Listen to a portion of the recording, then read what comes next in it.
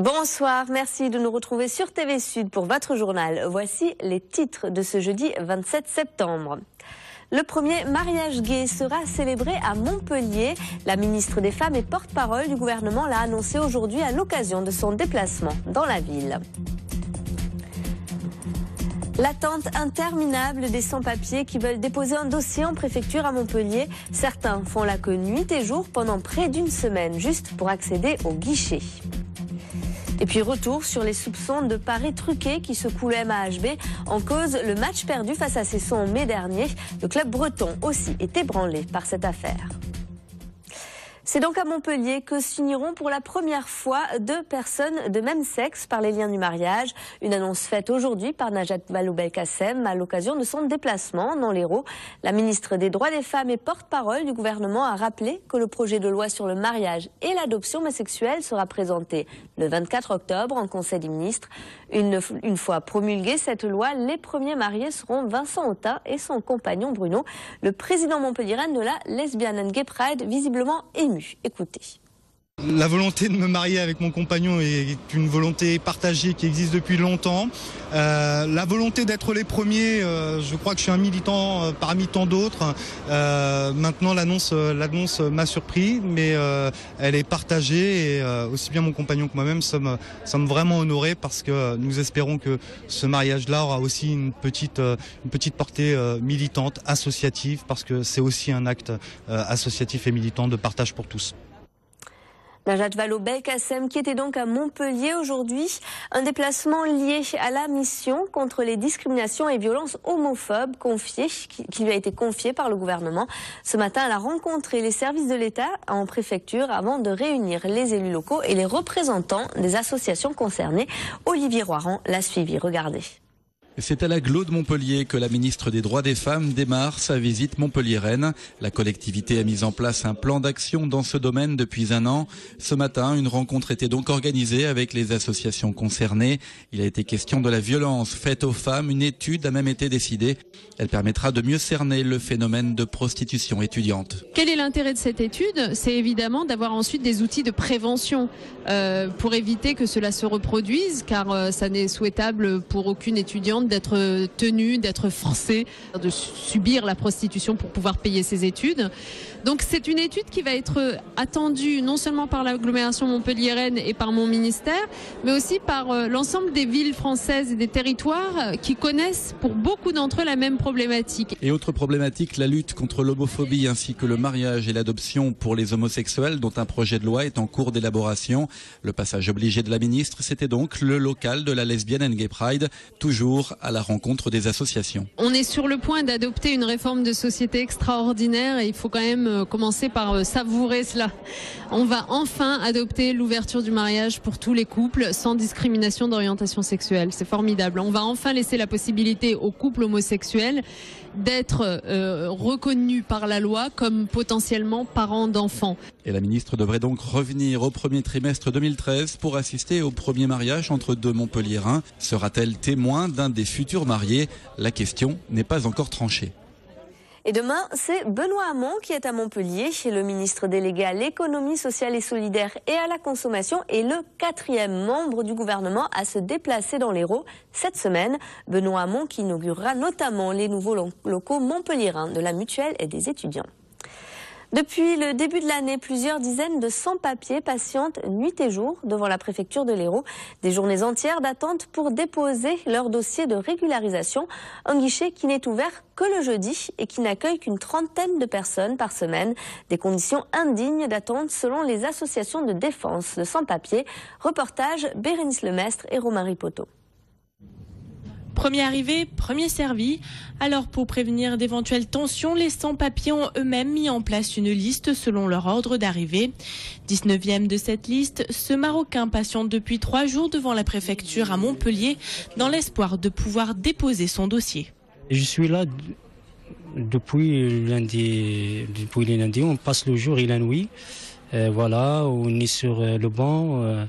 Alors on mange ensemble, voilà, on parle un peu pour oublier un peu le stress Pas d'eau, pas de toilettes, des conditions jugées indignes après de nombreuses nuits passées dehors. Et pour les personnes plus âgées, impossible de faire la queue pendant plusieurs jours pour accéder au guichet. C'est pas possible. À mon âge, j'ai pas couché ici. Pas possible. On n'est pas des chiens quand on est couché ici dehors. C'est pas vraiment ça.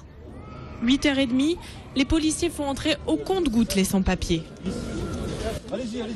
Et cette situation perdure depuis le début de l'année. En cause, une mention sur le site internet de la préfecture de l'Hérault qui a été mal interprétée. Beaucoup de sans-papiers sont alors arrivés croyant à une régularisation massive. Un afflux de demandes que la préfecture tente tant bien que mal de résorber. Effectivement, je considère qu'humainement, c'est pas une situation acceptable. Alors on essaie, encore une fois, la seule manière qu'on ait de réduire cette situation, c'est de rapidement prendre en compte les personnes qui sont devant pour qu'on retrouve un flux normal, c'est-à-dire que globalement, il y a à peu près une vingtaine ou une quinzaine de personnes qui puissent être prises en charge chaque jour et sans qu'il reste à la fin un stock de personnes qui doivent revenir plusieurs fois. C'est un exercice difficile, pour l'instant on est en déséquilibre, mais je vous dis qu'encore une fois, dans les semaines qui viennent, on devrait retrouver une situation à peu près normale. Face à cette défaillance du service public administratif, cette avocate va tenter des actions en justice pour faire valoir le droit de ses clients en situation irrégulière. Il faut savoir que le Conseil d'État, en 1996, a bien rappelé dans un avis que si l'étranger n'a qu'un seul droit, c'est celui de devoir examiner sa demande. Il n'a pas le droit à une régularisation, mais il a le droit qu'on regarde sa demande et qu'on lui dise s'il peut rester ou pas. Impossible de savoir exactement combien de personnes tentent de déposer leur dossier de régularisation. Mais selon les projections de la préfecture, 1474 dossiers devraient être examinés cette année, 639 de plus qu'en 2011. Les associations de défense des sans-papiers seront reçues demain en préfecture. Nouvelle action des salariés de Sanofi ce matin. Ils ont investi le site montpelliérain du groupe pharmaceutique pour dénoncer une nouvelle fois le plan de restructuration confirmé mardi et qui supprime 900 postes d'ici 2015 en France. Si les dirigeants de Sanofi souhaitent entamer les discussions avec les partenaires sociaux début octobre, les syndicats, eux, ne l'entendent pas de cette oreille et se déclarent farouchement opposés à toute négociation. Écoutez. On réagit très mal, vous l'avez pu le voir par la mobilisation des salariés. Il faut bien être net et précis de ce plan. Les salariés n'en veulent pas, n'en veulent vraiment pas. C'est un rejet global de ce plan et les représentants syndicaux ne souhaitent pas se mettre autour de la table pour assister à une parodie de dialogue social et négocier des chèques de licenciement. Les salariés de Sanofi de tous les sites français qui manifesteront à Paris le 3 octobre devant l'Assemblée nationale. Je vous propose à présent de revenir sur le coup de tonnerre qui frappe le MAHB. Certains handballeurs sont soupçonnés d'être impliqués dans une affaire de paris truqués. Et les paris mis en cause par la Française des Jeux concernent le match de handball perdu par Montpellier face à Cesson. C'était le 12 mai dernier. À Cesson, justement, on s'interroge sur cette victoire 31-28 face aux champions de France 2012. Une victoire à la régulière pour les handballeurs bretons. Voyez le reportage de Jean Brun avec TV Rennes.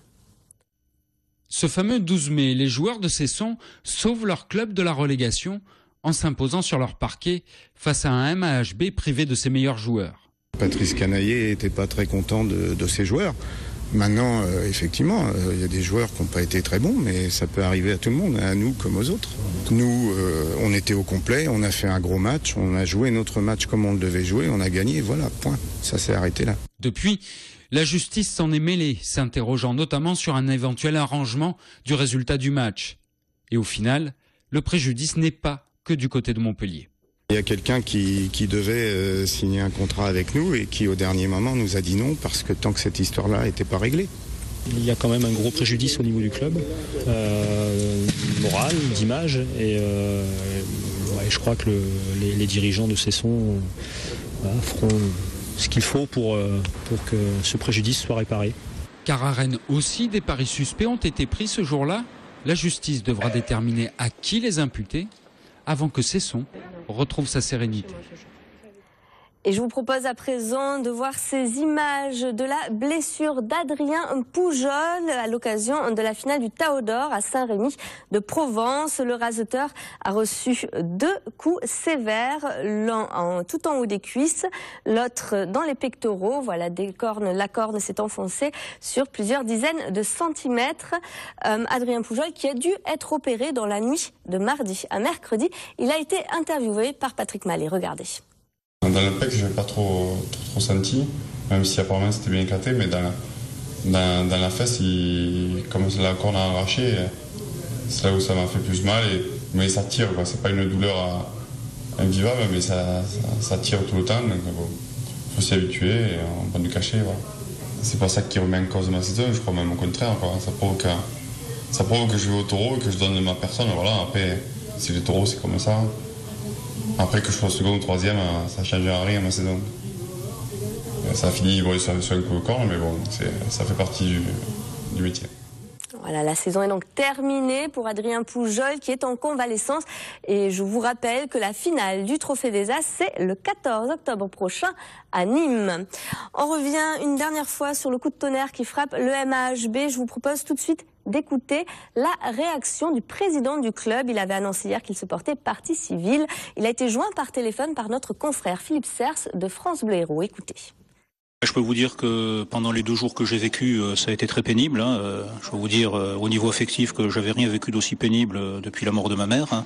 Et que pendant la soirée de mardi dernier, j'ai eu vraiment l'impression de perdre un proche. De sentir que quelqu'un de proche et qui m'est cher est en danger. Mais une fois que ce moment est passé, comme je vous le dis, ce club il représente trop au niveau local, au niveau de ce qui s'est fait depuis 30 ans. Et il n'est pas question que le travail immense qui a été fait pour en faire le club le plus titré du sport collectif français puisse être gâché comme ça. Donc voilà, passer le moment de stupéfaction et de colère, l'institution elle est au-dessus des gens qui la composent, qu'ils soient joueurs ou autres. Rémi Lévy qui est actuellement en Allemagne où Montpellier joue son premier match de Ligue des Champions ce soir contre Flensburg. Ça y est, c'est la fin de ce journal. Retour de l'information sur votre chaîne locale dès demain avec Olivier Roiran. Passez une excellente soirée sur TV Sud.